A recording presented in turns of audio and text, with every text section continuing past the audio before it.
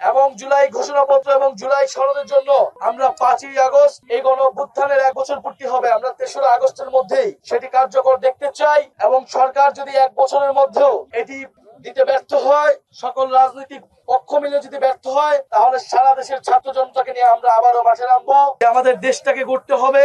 এই জুলাই গণঅভ্যুত্থানের পরে যে বাংলাদেশ বিনির্মাণের লড়াই এখন শুরু হয়েছে, এই বাংলাদেশ নতুন করে গড়তে হলে আমাদের এই ফ্যাসিস্টের সাথে যারা জড়িত ছিল তাদের বিচার, দেশের মৌলিক সংস্কার এবং একটি নতুন সংবিধান প্রয়োজন।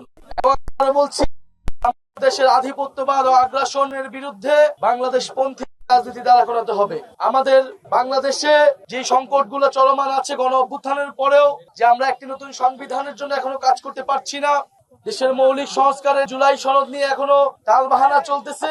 আমরা মাগুরাবাসীকে বলতে চাই, আপনারা সোচ্চার হন।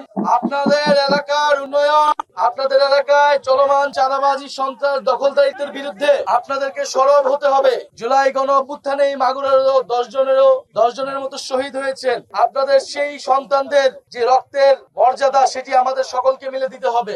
একটি নতুন বাংলাদেশের জন্য, বাংলাদেশকে নতুন ভাবে গড়ে তোলার জন্য, বৈষম্যহীন গণতান্ত্রিক চাঁদাবাজ, সন্ত্রাস, দুর্নীতিমুক্ত বাংলাদেশের জন্যই কিন্তু আমাদের এই লড়াই। ফলে আমাদের এই লড়াই কিন্তু শেষ হয়নি, আমরা সেই বার্তাটি দিতে এসেছি। আমরা রাজপথে আছি। জাতীয় নাগরিক পার্টি মাগুরাতে দ্রুত সময়ের মধ্যেই তাদের সাংগঠনিক বিস্তার করবে এবং দুর্নীতি, চাঁদাবাজি মুক্ত মাগুরা গড়ে তুলতে হবে। সেক্ষেত্রে আপনারা কাউকে ছাড় দিবেন না। দল মত নির্বিশেষে যাদের বিরুদ্ধে অভিযোগ আছে তাদের বিরুদ্ধে আমাদের সকলকে সরব হতে হবে।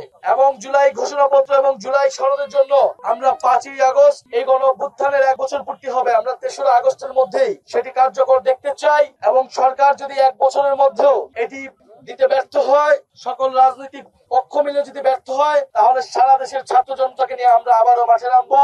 3রা আগস্ট আমরা শহীদ মিনারে ঢাকায় থাকবো। আপনাদেরকে 3রা আগস্টের আহ্বান জানাচ্ছি এবং ইনশাল্লাহ আমরা আবারও মাগুরাতে আসবো। মাগুরার বাসীর এলাকার যে সমস্যা, সেই সমস্যার সমাধানের জন্য জাতীয় নাগরিক পার্টির নেতৃবৃন্দ আপনাদের সাথে সবসময় থাকবে।